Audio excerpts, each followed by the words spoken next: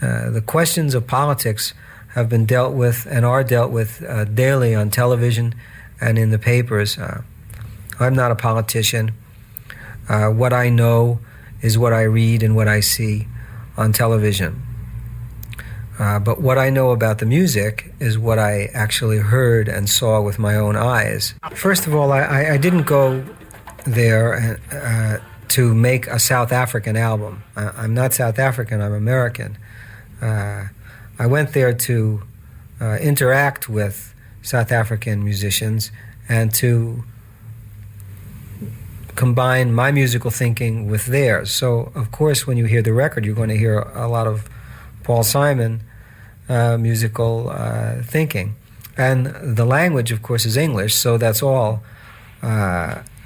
my ways of expression. The things that may sound like old Paul Simon may come about because there's something about this music that reminds me of very early music in my life. It reminds me of 50s rhythm and blues. And when I was writing the melodies, I often chose to write melodies that were in the style or genre of the music of my adolescence. So I think you're quite right that it does sound like older music melodically, but the lyrics are really they're up to the minute thinking on my part. Do you believe in any way that this connection has anything to do with the fact that, I mean, rhythm and blues, rock, blues, the black musical history? Do you think that that's the connection? Well, it's a very interesting question as to, we know that the roots of American rock and roll and American blues come from Africa. But we don't know to what degree American rock and roll influenced African music of the last 20 years or 30 years since rock and roll has been a musical force around the world. So there may be a cross pollination from America to Africa.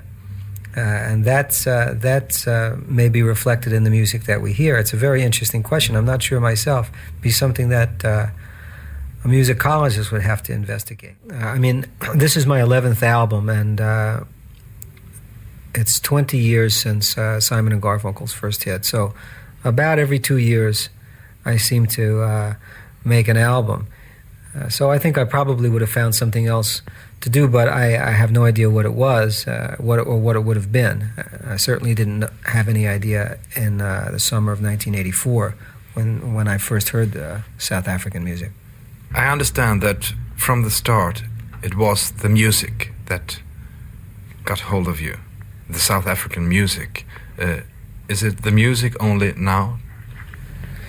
Well, I believe that ultimately, after the questions of the political implications of this album are discussed and digested, I believe ultimately that the record will have to be judged on its musical merits.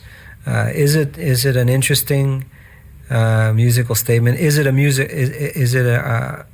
musical? That's really how a record has to be judged, and ultimately that's what people will decide. The question of politics arises naturally because South Africa is very much in the news today, and we think of it always in a political context. And I don't believe that people are aware of the music or any part of the culture of Black South Africa.